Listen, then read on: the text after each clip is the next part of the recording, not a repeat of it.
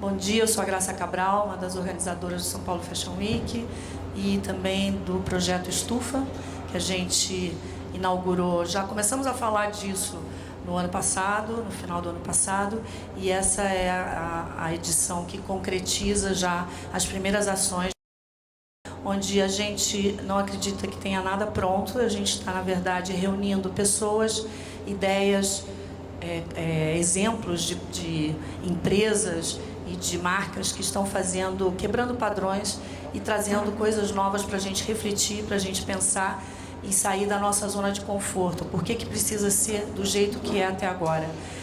Ontem nós tivemos a participação com muitas informações interessantes, Renato Meirelles, do Instituto Locomotiva, que trouxe informações de mercado muito interessantes, mostrando o quanto a gente pode cair ainda num pensamento século XX e como a gente tem que estar preparado para as mudanças que vão acontecer a cada momento, muito rapidamente. A gente está vendo aí mudanças sem precedentes, uma velocidade 50 vezes maior do que era antigamente. Então, se as empresas, os estudantes que estão se formando, os fabricantes, os fornecedores não estiverem preparados para isso, as coisas vão sumir, desaparecer e serem outras muito rapidamente. Então, todo mundo precisa estar muito preparado e ouvir essas coisas. Uma das coisas interessantes que ele falou também é do quanto a gente precisa abrir a cabeça para incluir pessoas, mercados importantes que a gente está deixando para fora, porque a gente ainda está pensando com uma cabeça muito nos padrões, digamos assim, culturais que a gente tem no Brasil, no mundo também, mas no Brasil sobretudo, padrões machistas que não veem a mulher, ainda muitos estereótipos, muito estereotipada a imagem feminina, e também a presença dos negros, dos índios, enfim, populações, os negros sobretudo, porque são a maioria da população brasileira, e a gente precisa abrir o olho para incorporar cada vez mais e incluir cada vez mais os negros e as mulheres em posições de destaque, em posições de comando e de decisão. Porque é na hora da decisão, e isso foi uma fala do principal executivo de sustentabilidade global da CIA, que esteve aqui com a gente, Jeffrey Hogue, e que trouxe também informações excelentes sobre o impacto da indústria da moda em todos os sentidos, principalmente ambiental, e que a gente precisa fazer uma reflexão. Sustentabilidade, a gente fala disso há 10 anos. Sustentabilidade é uma posição ética também.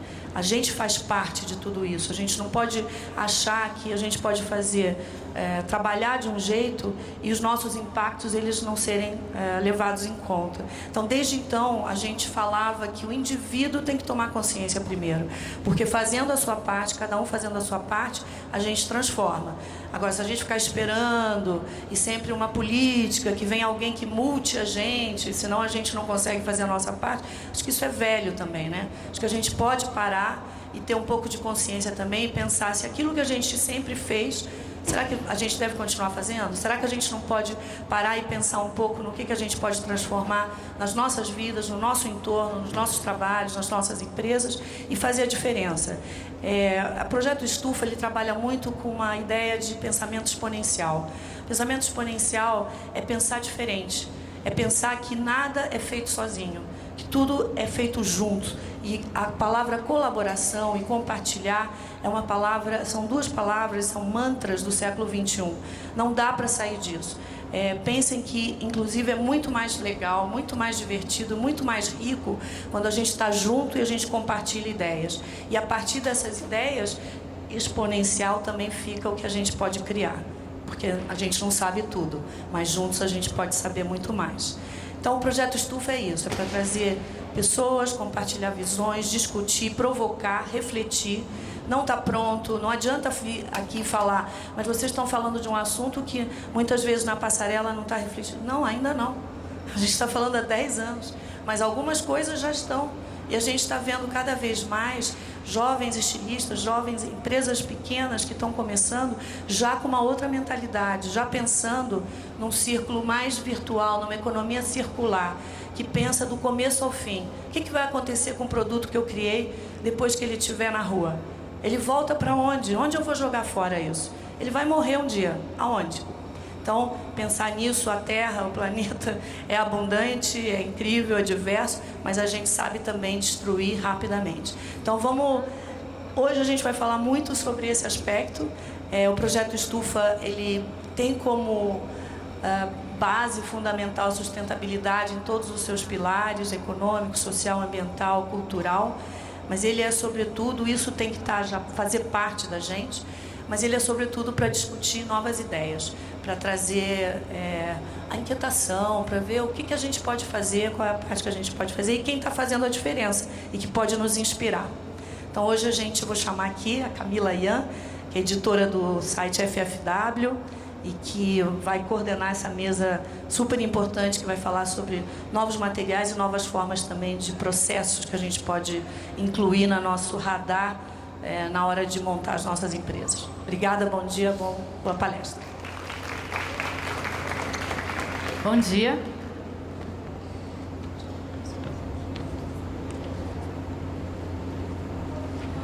Bom, quero chamar então os nossos convidados de hoje, Felipe Savoni, cadê? Brand Manager da Adidas Brasil. Nina Braga, antropóloga e diretora do Instituto I, ou E.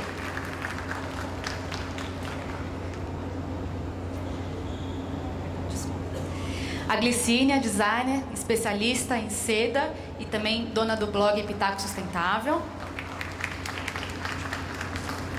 E a Juliana Pirani, que é cofundadora do site do...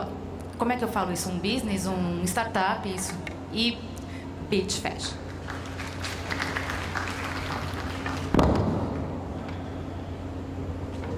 A gente vai fazer assim, eles têm todos projetos e informações muito legais para compartilhar com a gente. Então a gente vai ouvir um pouquinho de cada um, aí fazendo essa ordem, e depois a gente pode abrir para as perguntas de vocês, tá bom? Então vamos começar com o Savoni.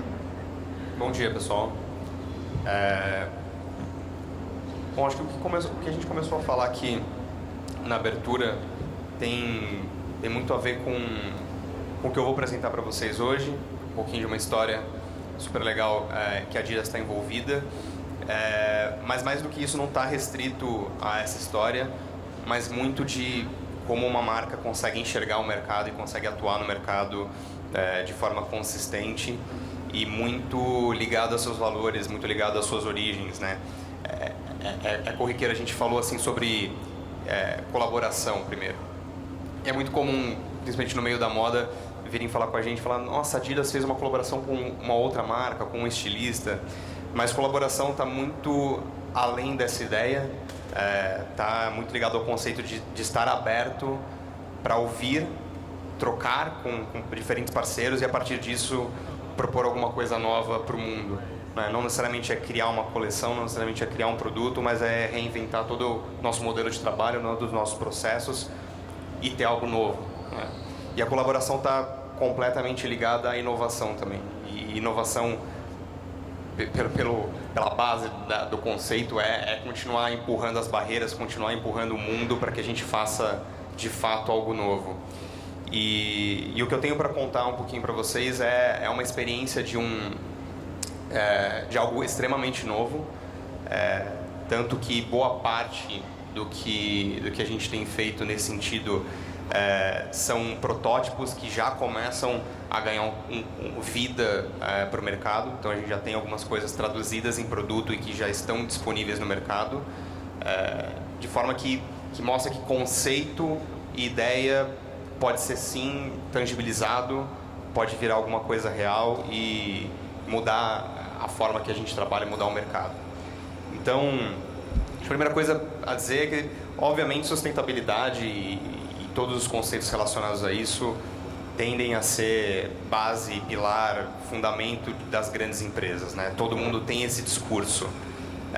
Todo mundo pode adotar medidas que sejam sustentáveis, mas trazer isso para a realidade são passos além e que a gente já começou a dar.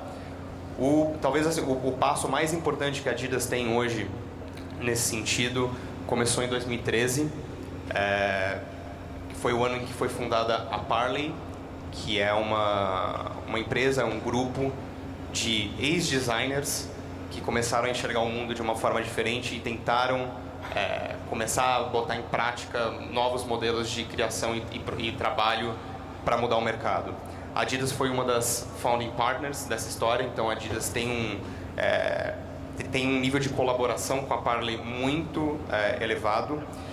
E a base da Parley basicamente é mudar a forma que a gente enxerga o plástico, e isso totalmente linkado ao processo de despoluição dos oceanos. Então a gente sabe a quantidade de plástico que é jogado nos mares, e a Parley começou esse processo de desenvolver um método de trabalho, um processo para fazer essa limpeza, para fazer a conscientização também de como o plástico deveria ser descartado, e a partir disso desenvolver produtos, desenvolver alguma coisa que pode ser feita com esse plástico, alguma coisa que pode dar uma nova vida para essa história. Isso começou lá em 2013, então foram alguns anos de estudo, de projeto, até que em 2015, no final de 2015, a gente apresentou um primeiro protótipo de produto, que é esse tênis aqui. Então, isso aqui é um tênis de corrida da Adidas. Ele é um tênis chamado Ultra Boost, o modelo Ultra Boost foi lançado em 2014. Esse protótipo com a Parley lançado em 2015, ele é feito, toda a parte do cabedal, toda a parte dessa estrutura do corpo, do tênis, 95% dele é de plástico retirado dos oceanos. Os outros 5% são poliéster reciclado, e algumas outras coisas como cadarço também são de outros materiais que são reciclados. Sim, ele é leve. O material do plástico reciclado, mesmo num protótipo, ele é super leve. Ele tem o mesmo peso de um tênis normal de corrida que a gente produziria. Aqui tem 11 garrafas de plástico, mais ou menos. Essa é a conta, mais ou menos, que a gente tem para ser feito um tênis assim. O modelo de trabalho, a escala desse tênis foi super reduzida, porque era um protótipo. A Parley atua hoje na região das Ilhas Maldivas, na Ásia. Então, por um processo, pela escala de produção, pelo processo desenvolvido, foi o local encontrado para ter o início desse projeto. E aí, como eu disse, esse tênis foi lançado em 2015. Há um ano, isso no meio de 2016, a gente lançou a segunda versão do tênis, agora sim comercializado. Foram lançados 7.000 pares ao redor do mundo, também com esse mesmo modelo, mesmo tênis, o mesmo processo de reciclagem e a mesma execução. Ele tinha uma cor diferente, enfim, mas era o mesmo tênis. Um tênis, assim, acho que ele não só é um bom produto, mas ele tem um apelo para as pessoas, né? Acho que isso tem uma história e que é facilmente digerida, assim, né? Todo mundo quer apoiar, quer entrar nessa causa, quer ajudar de alguma forma. Então, esses foram os primeiros modelos lançados. Eu vou mostrar mais um para vocês, que eu vou mostrar só por alguns segundos, que é esse aqui.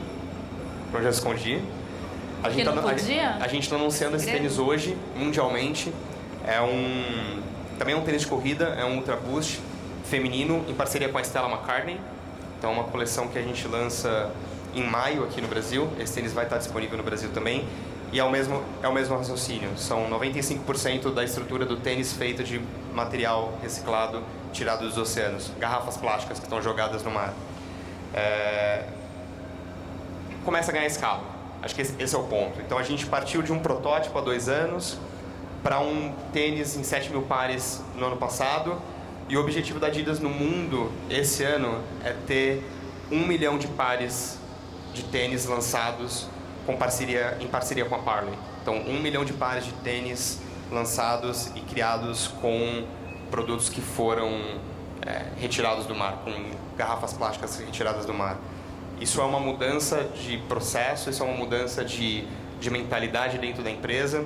E acho que isso é o mais legal também, é mostrar o quanto essa relação com um colaborador, com um terceiro, mas que está no nosso dia a dia, que está dentro da empresa, consegue mudar diversos dos nossos processos. a história com a Parley não está só em produto, ela está em uma série de outras iniciativas. Ao final desse ano não existirão mais sacolas plásticas dentro da Adidas, em qualquer loja que você for. A maior parte das lojas hoje não tem já, pode ser alguma que ainda esteja nesse processo de troca, então não existem mais sacolas plásticas. Dentro do escritório a gente não usa copo plástico. Então tem uma série de medidas que vão sendo adotadas para fazer uma diferença. E a nossa relação com a Parley não está só fora do Brasil, ela está no Brasil também.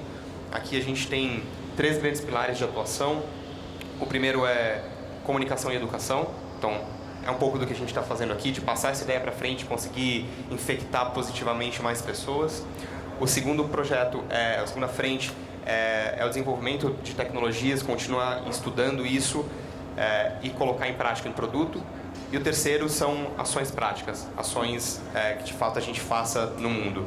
Então, um exemplo muito claro do que a gente fez no ano passado, durante o período pré e durante Olimpíadas no Rio de Janeiro, a gente fez uma parceria com o Instituto do Lars Grael, no Rio de Janeiro, que tem também esse mesmo mote, né? A figura do Lars e o Mar são indissociáveis, assim, é muito legal isso, e o Lars é um super parceiro da Adidas já de muitos anos.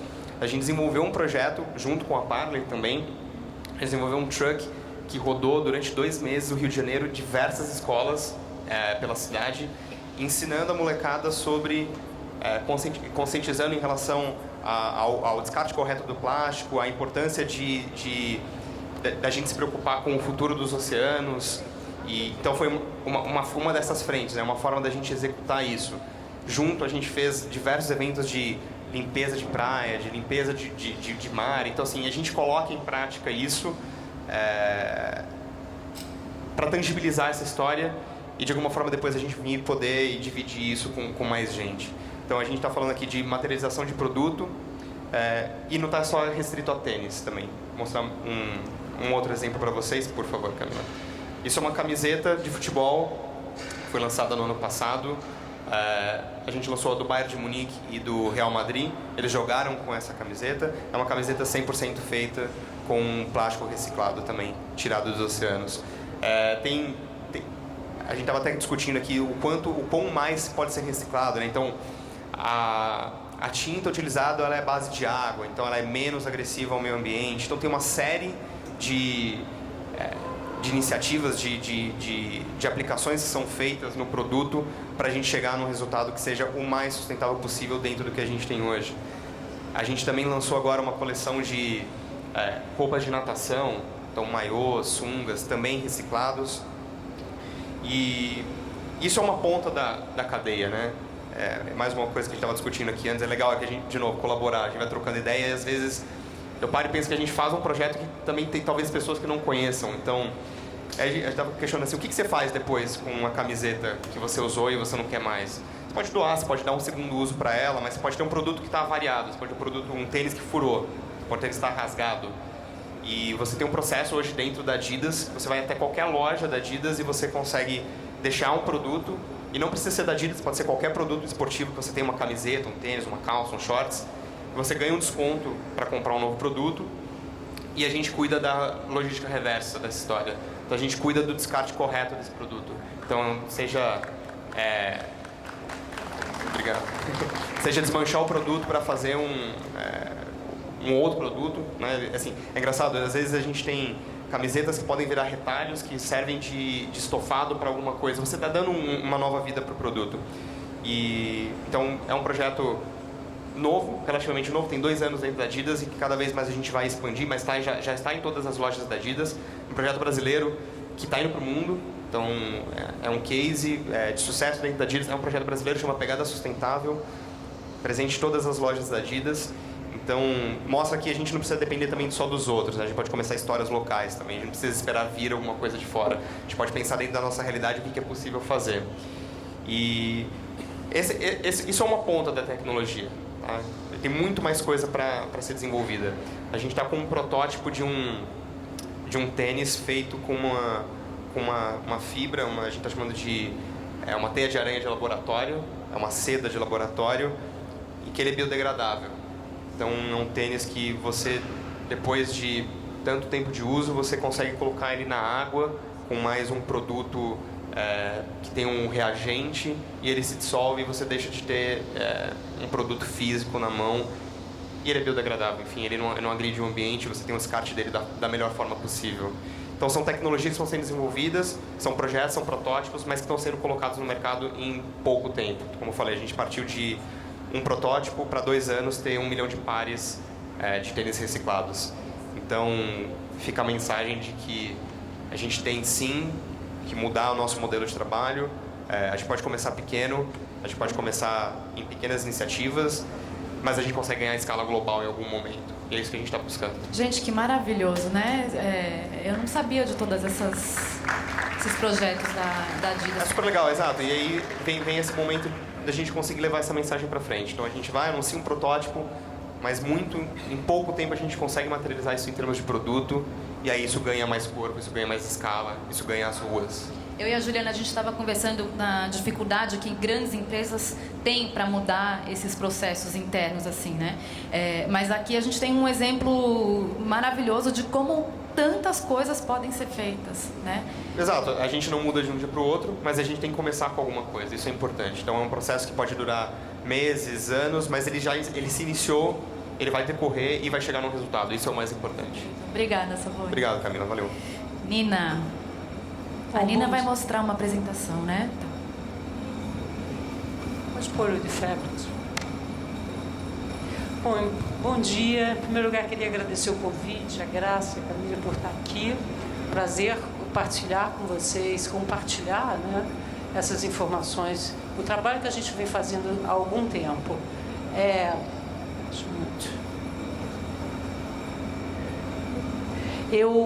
Quando eu recebi o convite para, enfim, falar sobre inovação, duas palavras imediatamente vieram à minha mente, tem tudo a ver com o que foi falado aqui antes, que é conexão e pertencimento.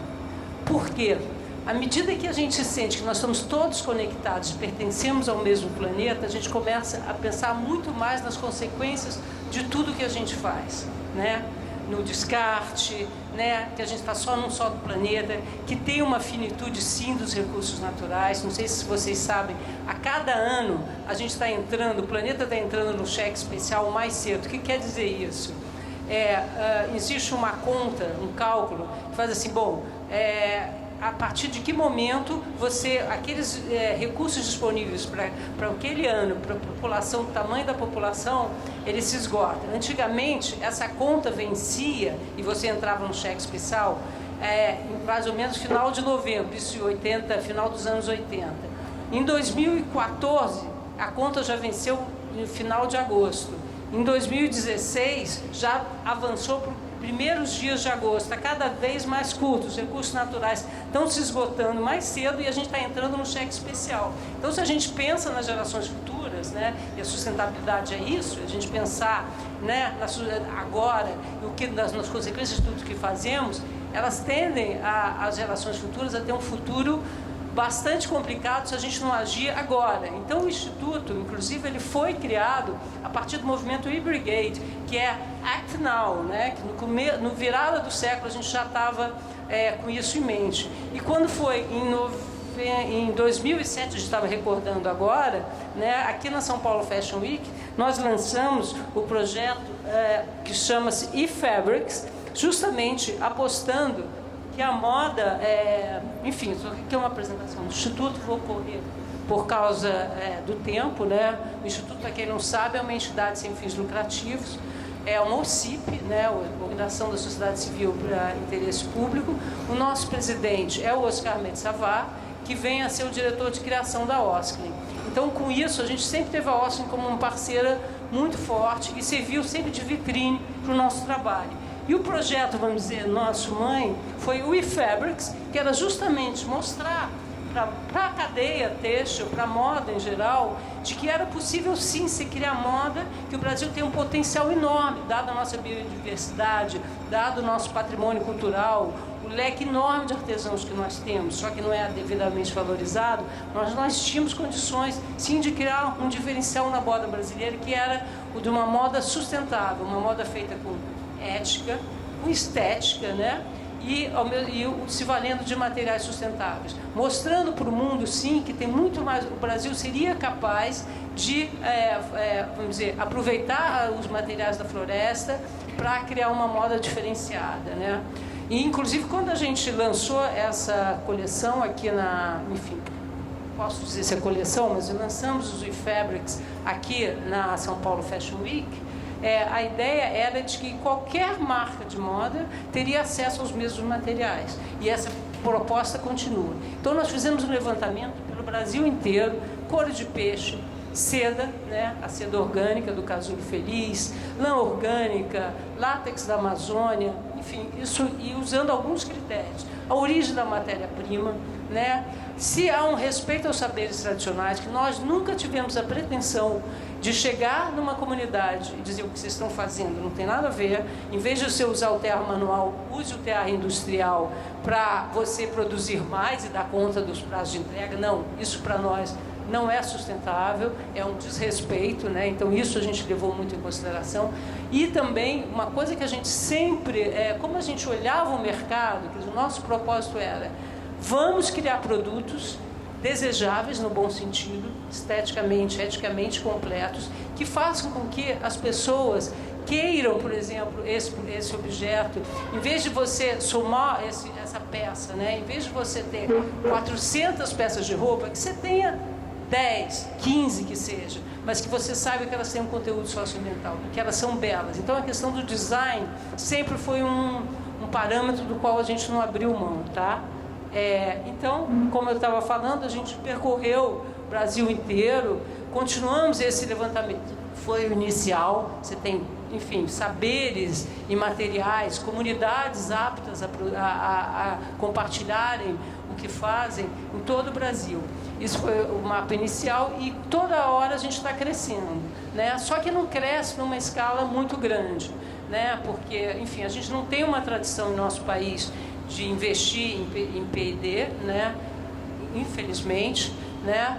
Então a gente assim faz um trabalho de formiga, vai lá, vai pesquisando, onde tem uma outra comunidade com material diferente. Agora a gente evita, mas às vezes é inevitável você trabalhar com materiais também que não são processados no Brasil, mas que existem no Brasil, mas a tecnologia depende da tecnologia que tem lá fora, né? Então a gente está sempre ligado nisso, né? E a gente hoje em dia já é uma referência aqui, internamente e externamente também.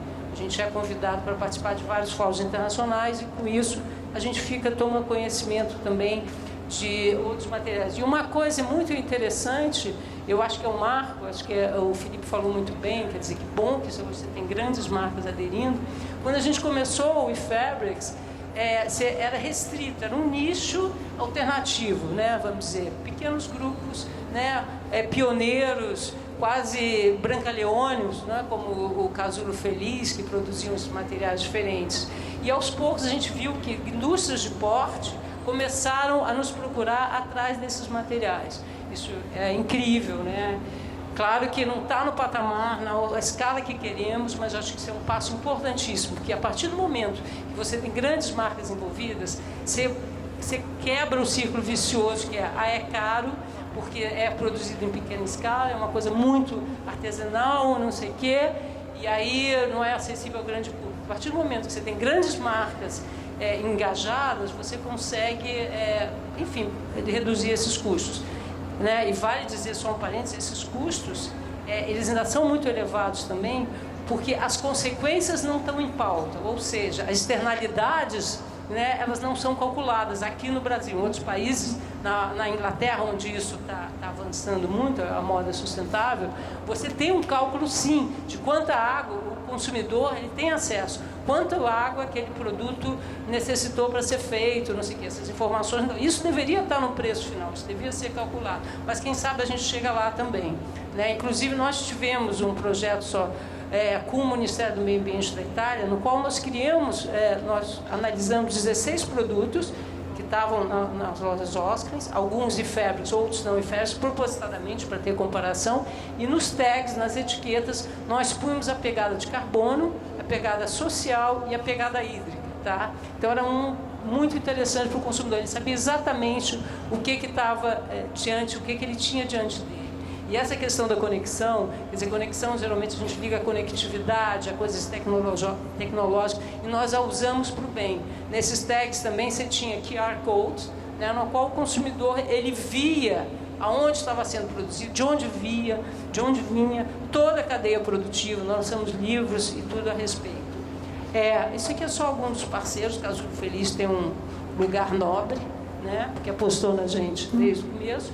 E aí todos esses produtos, inclusive os produtos da Osklen, ela tal qual a Adidas, ela não é 100% sustentável, até porque é praticamente inviável por enquanto. Mas uma grande parcela, mais de 25% dos produtos da Osklen são produtos de fabrics. E então eles são identificados com E, que a ideia é, como eu falei, que o consumidor saiba o que está por trás, o conteúdo que tem. E aí ele reconheça o valor agregado. Então o storytelling, você contar o que tem ali presente, é fundamental. Bom, isso aqui é justamente imagem do primeiro do São Paulo Fashion Week, né? E aí na época a gente foi oferecido a vários costureiros, enfim, notórios, esses materiais, e cada um escolheu para si e criou esses materiais, tá? Bom, fizemos exposição em vários lugares, né? Essa bolsa aqui que vocês estão vendo, que a gente fez para a WWF, ela inclusive ela é feita por uma cooperativa de São Gonçalo, que é uma região carente, próxima ao Rio, quase uma cidade dormitório. Eu não sei o equivalente aqui em São Paulo, não estou tão familiarizada, mas essa bolsa, ela foi, inclusive, foi para o MoMA, para uma exposição do MoMA, na loja, foi vendida no MoMA, esgotou rápido. Então, isso é só um exemplo de como que a gente não trabalha, o Instituto não trabalha exclusivamente para a Osklen. Nossa missão é promover o desenvolvimento humano sustentável, né? E o Fabrics tem um papel central. Em outras exposições, algumas peças, a gente trabalha, como eu falei, couro de peixe, pirarucu, que é um resíduo biológico, né? Mas não deixa de ser um resíduo, e então a gente reaproveita, usa em acessórios, e o que é mais importante, e que é importante, tão importante quanto, a gente tudo bem o tempo, né? A gente gera, quer dizer, sendo um resíduo que a gente reaproveita, a gente gera uma renda extra para as comunidades dos pescadores que trabalham com esses peixes e toda a cadeia produtiva. Por exemplo, isso é curtido num curtume, enfim, a 3 horas do Rio, no estado do Rio ainda, mas a 3 horas da cidade, que emprega mulheres numa área rural, que se não fosse, que trata os resíduos e tudo mais, e que se não fosse por esse curtume lá, provavelmente toda essa mão de obra já teria migrado para a periferia das cidades próximas, Petrópolis, Teresópolis, com todos os problemas sociais que daí decorrem, tá? Bom, essa é a bolsa que foi para o MoMA, tá? Designer da Osklen, feito por uma cooperativa conjunta da Amazônia, então ela é 100% sustentável. E usar a juta, por exemplo, é uma bandeira que a gente tem, a juta da Amazônia, porque não sei se vocês sabem, a juta que a maioria das marcas estão usando hoje em dia vem de Bangladesh, porque sai muito mais barato do que a juta da Amazônia, infelizmente. Né? Então, essa coisa da gente contar, aqui são alguns prêmios e os nossos parceiros, tá? Eu agora, põe a Schninker, eu vou falar rapidamente, Camila. Então, eu vou citar um exemplo de uma coleção que foi feita com esses valores em mente, que foi a coleção Schninker. A coleção Schninker estava o ano passado nas lojas Osklen. Como é que ela nasceu e por que eu quero falar dela?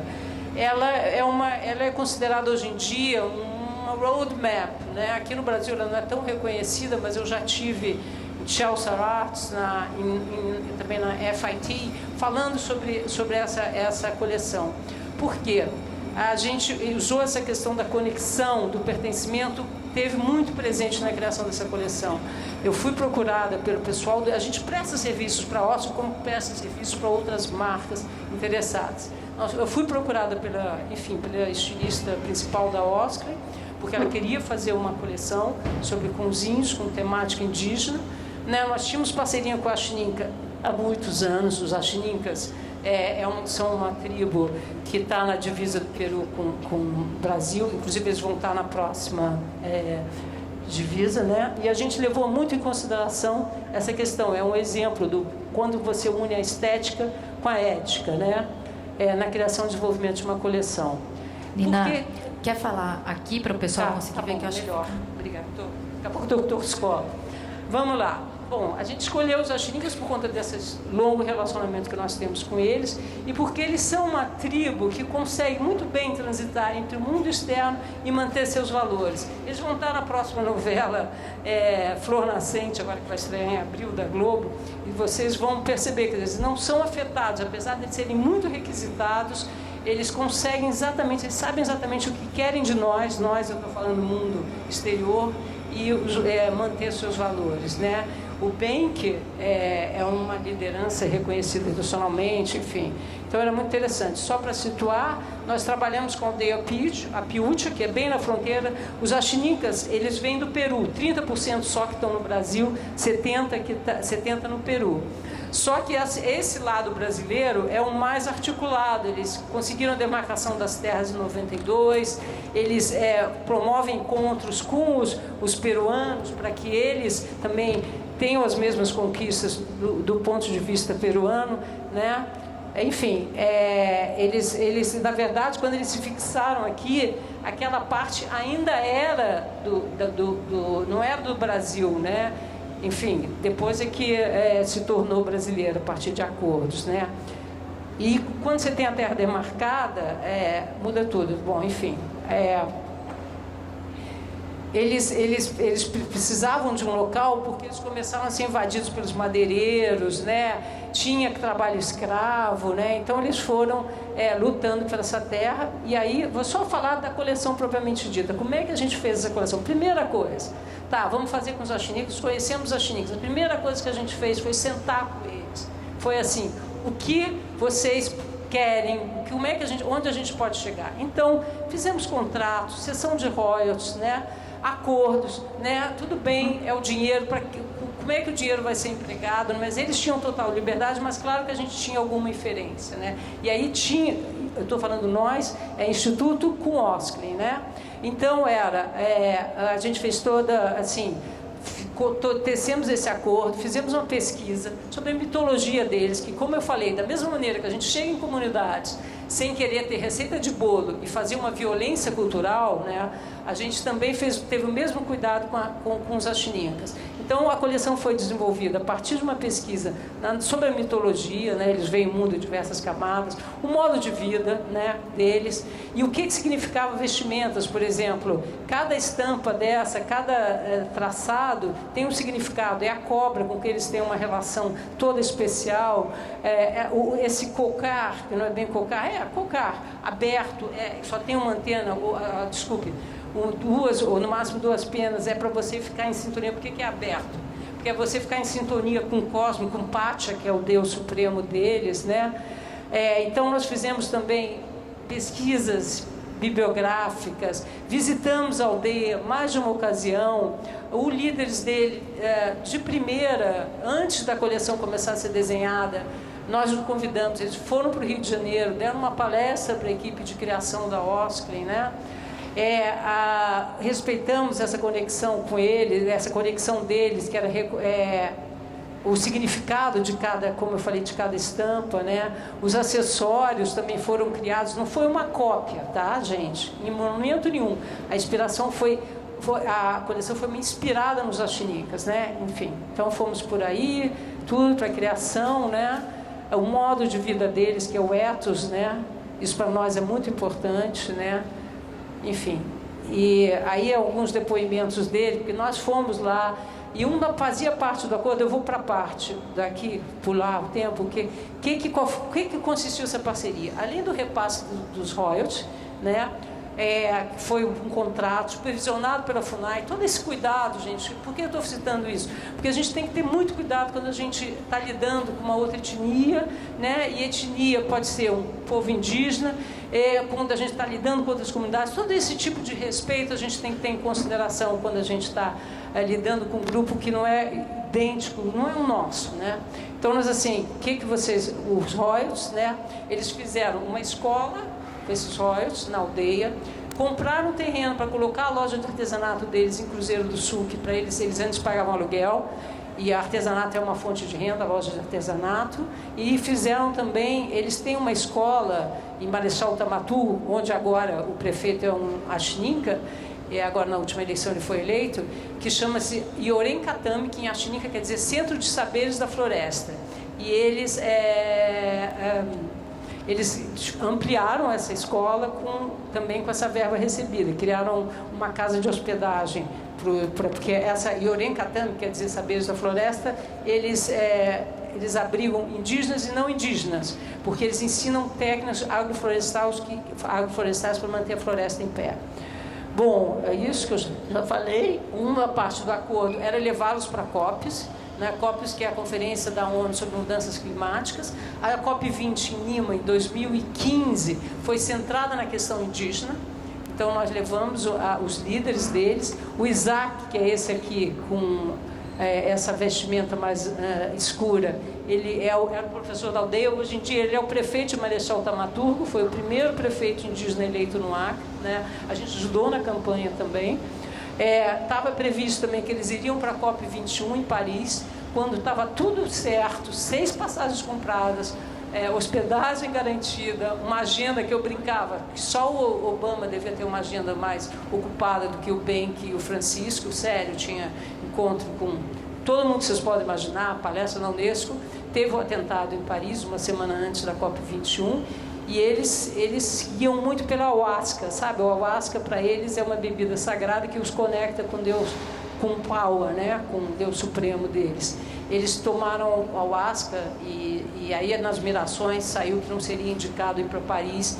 E aí, dentro dessa linha que eu falei de respeito à questão indígena, nós, enfim, nos abstemos de intervir, respeitamos. Então, eles não foram para a COP21.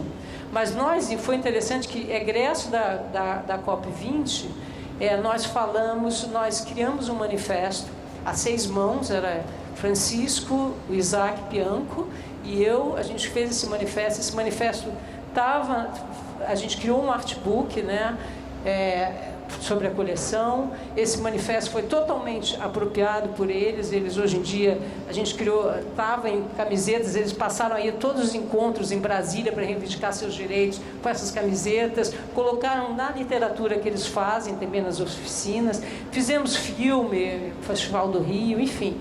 E o trabalho continua, né? Então, quando eu estou falando desse negócio de conexão, pertencimento, porque também a gente não pode chegar em qualquer lugar, numa comunidade, e aí faz uma coleção, esquece. Não, a ideia é ter sempre continuidade. Nós estamos fazendo o mesmo com a Achininca.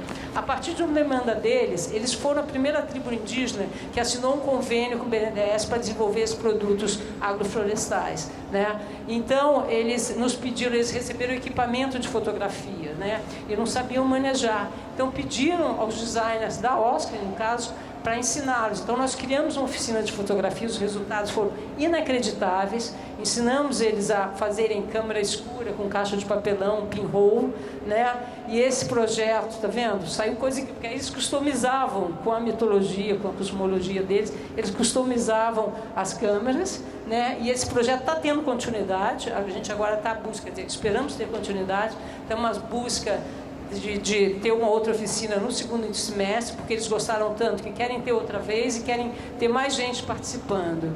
E agora a gente está, inclusive, já adiantando, conversando com o consulado britânico aqui de São Paulo, que ficou super interessado, talvez tenha uma exposição sobre essa oficina no final de agosto. Enfim, aí repercussão internacional e tudo mais. É isso, gente. Por que eu trouxe isso à mente, quer dizer, aqui ao debate? Porque mostra essa questão que eu estava falando de você pensar no que você está fazendo, nas consequências do que você faz, que vai desde o cuidado com o ciclo de vida do produto que você está fazendo, né?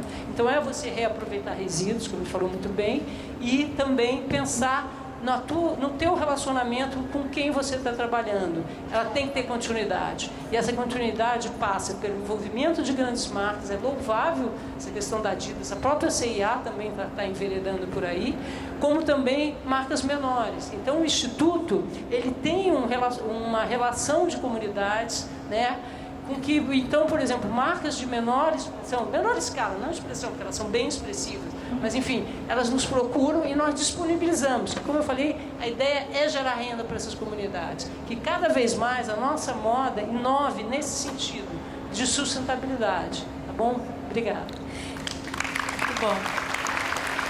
Ô, Nina, na época da coleção A Xaninca tinha um mini doc no site da Osklin, né? Dá pra gente assistir esse filme ainda? Tá no YouTube, tá. Ah, porque é muito bacana, né? A experiência deles, o Oscar com a equipe toda da Osklin lá na tribo. Acho que digita o quê? Osklin A Xaninca no YouTube? Osklin A Xaninca, exatamente. Tá, muito obrigada. Então agora a gente vai ouvir o case da Glicínia. Bom dia a todos. Antes eu gostaria de fazer um comentário. Trabalho há algum tempo já com a Fabrics desde o nascimento. E esse último projeto que ela acabou de apresentar para mim é o verdadeiro namastê, né? É quando uma empresa, de fato, ela olha para as outras empresas como gostaria que olhassem para ela. Ela está devolvendo, e o movimento sustentável, bem, eu nasci nesse meio, mas eles chamavam de movimento naturalista quando eu era criança. O reuso, você pensar de uma forma mais harmoniosa, porque não tem ostentação na sustentabilidade, não combina, porque não existe ganância, você vê o todo, você não vê só o seu olhar, né? Tanto que esse é um exemplo, porque nessa cadeia toda, não é só a Osklin que ganhou, um instituto, todos ganham de forma igualitária dentro das necessidades. E isso também quebra um pouco daquele conceito, eu vou falar a respeito disso. Me incomoda muito quando eles falam assim, o produto sustentável é muito caro, mas espera lá, quanto você paga de imposto no Brasil em cima de uma roupa? Mais ou menos 69%. Se você paga 69% de imposto em cima de uma roupa, como você quer que vai dar certo? Se não existe incentivo fiscal, se não... Então, antes de falar que produto sustentável é caro, observe outros pontos. Uma outra atitude muito linda, que eu lembro no início de 2000, onde eu vou jogar esse lixo? Começou aquela onda dos celulares mais modernos, eu me preocupava muito, porque a cada 6 meses você ia trocando. Para onde vai esse lixo? E a Adidas fez isso, como outras empresas estão fazendo. Isso é muito grande, você poder devolver o lixo para o dono do lixo. Quem que é o dono do lixo? O fabricante. Isso é preocupante para nós. Quer dizer, pelo menos para mim, né? Que estou nessa pegada há algum tempo. Mas aqui eu gostaria de... Coloca a primeira para mim, por favor. Aí acabou saindo, não deu certo. Tá aqui? Onde eu passo, Nina? Aqui. Tá, vamos pro último. Então vamos lá, eu sou especialista em seda, eu vou passar casulo para vocês, porque essa é a única fibra perfeita no mundo até hoje. Nenhum homem conseguiu fazer nada melhor do que isso até hoje. Todos eles copiam, só queria um para mim.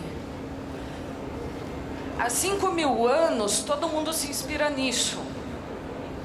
Inclusive Buda se inspirou. Porque o casulo, ele é tão antigo, a seda ela é tão antiga que ela é antes de Buda.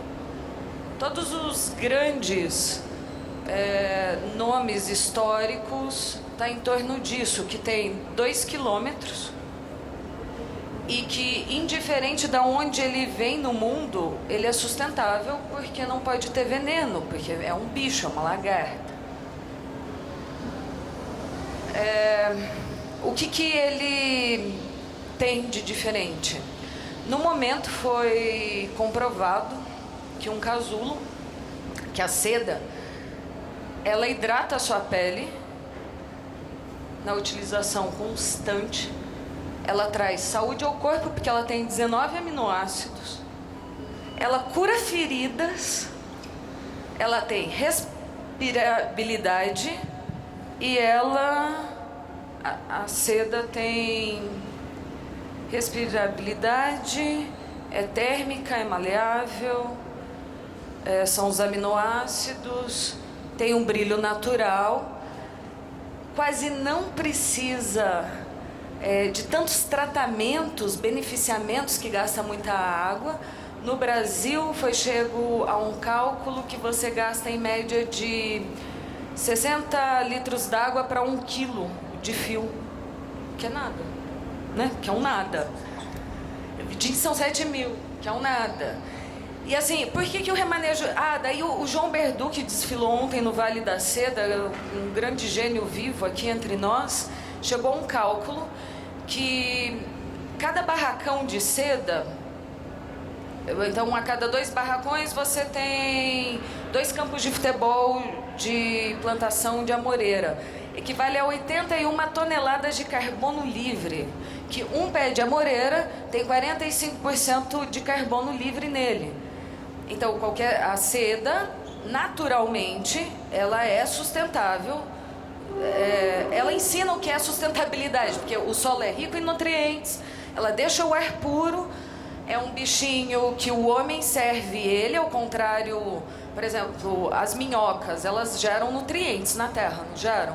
Mas ninguém fica servindo minhoca para isso, que é o oposto da seda. O homem serve o bicho da seda e depois o bicho da seda devolve em seda. É uma espécie que já era para ter entrado em extinção há 5.000 anos, porque ele é domesticável, é muito frágil. Extremamente exótico, só se alimenta de das folhas. E daí, para dar continuidade em tudo isso, aonde está, vamos dizer, o pecado da sustentabilidade da seda seria as formas de fiação, que está no quê? Então, na China, a gente trabalha eles utilizam carvão. Na Índia e China, carvão, isso é muito pesado. No Brasil, já não. No Brasil, uma das formas é madeira de reflorestamento, as caldeiras. Então, você também tem um gasto menor. Você não tem... Os gastos são muito baixos. Então, digamos que a parte da seda que não é sustentável é quando vai para a tinturaria. Se você não utilizar ela vegetal, a pegada dela inicia a partir daí, partindo do Brasil. Então, para mim, esse é o material que todo mundo copia até hoje. E no Brasil existe a melhor seda do mundo. Isso não é muito divulgado. Por que é a melhor? E sem política estatal brasileira, né? Não faz parte da política estatal. Porque ela é a melhor do mundo, porque os cuidados são 100% sem desperdício. Não é 100%, é 98% sem desperdício. E isso é a grande magia entre o céu e a terra, é um grande presente. Agora, voltando para as cases, para você ser sustentável, de fato, você tem que viver isso. Isso está dentro, não só necessariamente fora. Eu tenho observado nesses 15 anos de trabalho e nesses 37 anos de vida, que a gente está tendo um movimento muito de verde lavado, que é um marketing verde, mas de fato não é. Quando começam a dizer 100% sustentável, eu tenho medo dessa frase, porque se eu sou humano e nasço capitalista e poluente, eu já estou nascendo produzindo uma pegada. Como que vai existir esse 100%? Então, esqueça o perfeccionismo, porque na natureza o perfeito é o imperfeito. Isso faz parte da cadeia do sustentável. É você repensar de maneiras, como diz a Nina, ética e estética, sem estar no comodismo e dando continuidade àquilo que dá certo para o todo, não só para mim. Esse império que a gente vem vivendo está caindo, né, da ostentação. para quê? Para entrar esse novo movimento, esse movimento bem educado da sustentabilidade. Então, é uma oportunidade para a gente recomeçar, se reconstruir e se inspirar como materiais que naturalmente nos ensina diariamente como a se posicionar. Como a seda, ela é resistente e maleável. E para mim, sustentabilidade, o movimento é esse, ele é resistente e maleável. Ele não é radical. É o contrário, ele é radical contra o radicalismo, porque tem espaço para o ser, para todos. E é isso. Muito bom.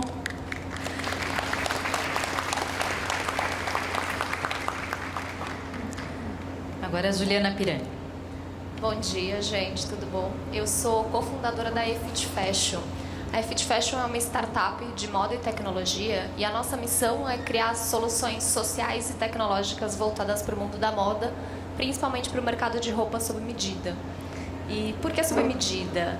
A gente fez algumas pesquisas e a gente se baseou também em pesquisas de grandes empresas que trabalham só com pesquisa e 60% das pessoas têm dificuldade de encontrar roupa que sirvam, então sempre tem aquela necessidade de um ajuste. E 85% das mulheres têm roupa no guarda-roupa que não serve, ou seja, que elas não usam. Então a gente tem um número exorbitante de pessoas que compram roupas e que elas ficam paradas, que elas ficam no armário sem utilizar. A solução para esse problema são as roupas sob medida, mas esse é um processo que é muito caro e que não tem escala, porque o molde, que é a base de uma roupa, ele precisa ser feito para cada roupa, para cada tamanho.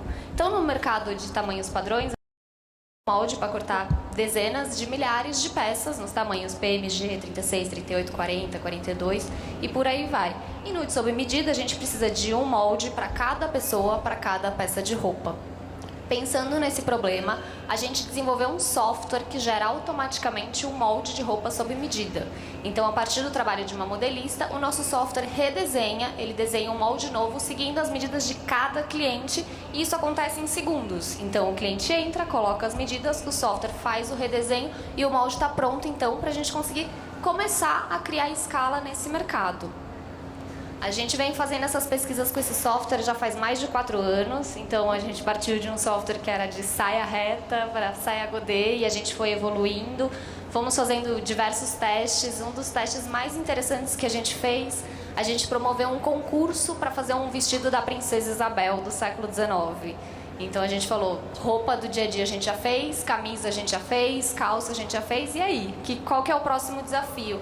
E a gente jogou para o extremo, que era um vestido super complexo, era um corset com mais de 15 recortes, uma saia inteira pregueada, uma cauda de 3 metros de comprimento, e a gente falou, vamos ver o que acontece. Uma modelista colocou esse molde no nosso sistema e a gente deixou disponível para quem quisesse entrar lá e fazer o que quer que fosse, seguindo, a única exigência era, sigam o nosso molde. E foi muito legal porque a gente conseguiu ver resultados de costureiras que falaram pra gente que conseguiram economizar aí 2 ou 3 dias de trabalho usando o nosso molde, de figurinistas que falaram que isso é uma ferramenta incrível para o teatro, porque a gente tem diversos atores que usam uma mesma roupa, mas para tamanhos diferentes. Então, o mesmo papel, você precisa do mesmo figurino para 3, 4, 5 atores. A gente teve feedback de marcas, de pessoas que trabalhavam e falavam, eu entrei, gerei o molde. E uma coisa muito engraçada foi que a gente, né, o processo de startup é aprender com os erros, é errar e corrigir, errar e corrigir. E nesse concurso a gente falou, a gente precisa de feedback, a gente precisa saber o que deu errado. E aí uma pessoa falou, eu comprei um tecido, e o tecido não tinha o caimento que eu queria. Aí o outro fez um bordado, a gente falou, a gente precisa saber o que deu errado no molde. E aí a resposta foi, nada, foi muito simples, era um sistema muito simples de usar. Seguindo nesse caminho das validações, a gente decidiu colocar o molde, o software com a cara tapa em outras esferas. Então a gente participou de alguns prêmios. O primeiro foi o Prêmio Santander Universidades. A gente foi escolhido como inovação em 2014. A gente ganhou o prêmio aqui no Brasil. Depois a gente participou de uma competição da Microsoft, que era uma competição focada em tecnologia. A gente ganhou aqui no Brasil como inovação. Fomos escolhidos para representar o país na final mundial. A gente competiu com mais de 33 países e 300 mil pessoas. E a gente ganhou como projeto de inovação do mundo e como campeões mundiais do mundo inteiro. Então foi... Obrigada. E ela só tem 27 anos. Isso. Na época eu tinha menos. E aí então a gente tinha um software que tinha sido validado no sentido de modelagem, a gente tinha um software que tinha sido validado por empresas e marcas e nomes muito relevantes, como o Santander e como a Microsoft, a gente tinha validações de usuários, de pessoas que tinham usado e testado, e a gente falou, legal, a gente está incluindo pessoas na moda que não se veem incluídas, pessoas que não conseguem comprar roupa, pessoas que querem comprar roupa e não encontram o tamanho, ou que o tamanho precisa ser ajustado, ou que compram uma calça e o detalhe que era para ficar no joelho ficar no meio da canela, ou uma cintura, uma saia midi, que o midi fica no tornozelo. Então a gente falou, legal, uma parte gigantesca do trabalho a gente já está resolvendo, um problema muito grande a gente já está cuidando. E o outro lado? Quem fez essas roupas? Quem vai produzir isso? De que maneira a gente vai colocar esse software no mercado? Como que a gente vai pensar essa roupa sob medida e essa produção? E foi aí que a gente percebeu que tinha um gap muito grande entre o consumidor e o produtor da roupa. Eu comentei até com a Camila, que é uma comparação de piada que eu faço, que a gente tem que esquecer, parar de pensar a moda como o leite que a criança pensa que vem da caixinha. A gente precisa lembrar que tem uma cadeia ali atrás, que tem gente produzindo, que a roupa não vem da arara. E aí a gente percebeu que a gente podia disponibilizar esse software, primeiro para quem já trabalhava com roupa sob medida, então otimizando o processo, diminuindo o custo de recursos, diminuindo o trabalho. A gente podia oferecer esse software para quem quisesse oferecer então as suas roupas sob medida, então marcas grandes que queiram fazer coleções sob medida, oferecer o seu produto para um público maior e abranger o seu escopo. E a gente percebeu que a gente podia oferecer isso para quem produz. Então, junto com o software, a gente vem desenvolvendo um marketplace para conectar diretamente o consumidor com o produtor de moda. Então, a gente cria um espaço ali para que modelistas, alfaiates, costureiras, facções possam vender o seu trabalho, um trabalho que eles já desenvolvem, um trabalho que eles já têm o know-how, que já têm o conhecimento, que já produzem esse trabalho, e ele possa vender diretamente para o consumidor. Porque aí a gente cria um movimento de consumo consciente muito mais forte. A gente enxerga quem está produzindo aquela roupa. A gente enxerga o outro como um produtor e como uma pessoa que faz parte da cadeia. Isso faz parte de vários tipos de consumo diferentes que vem sendo falado dia em dia. O Sebrae tem um movimento importantíssimo que é compre do local, e é gigante, um mês inteiro que o Sebrae dedica só ao compre do local. O Fashion Revolution trabalha no Brasil e no mundo inteiro com quem fez as minhas roupas. A gente fala muito do compre do pequeno e do compre do quem faz. E tudo isso tem uma questão muito forte de você fomentar o mercado e fomentar as economias locais. Então a gente conseguiu juntar ali uma necessidade de um lado, que era as pessoas encontrarem roupas que sirvam, e do outro, de pessoas produzirem essas roupas. E não só a gente não ter ideia de onde veio e só lendo uma etiqueta que veio de Taiwan, de Bangladesh, da Índia, da China, sem ter a menor ideia do que é que isso está sendo feito. E a gente quer fomentar isso não só no Brasil, a gente quer que as pessoas que produzam na Índia, em Bangladesh, na China, elas também possam se incluir na cadeia de uma maneira diferente. A ideia é que a gente mude um pouco o modo de comprar e vender roupas e transforme tudo isso numa experiência que seja única e especial, tanto para quem vende quanto para quem compra e produz. Obrigada. Muito bom.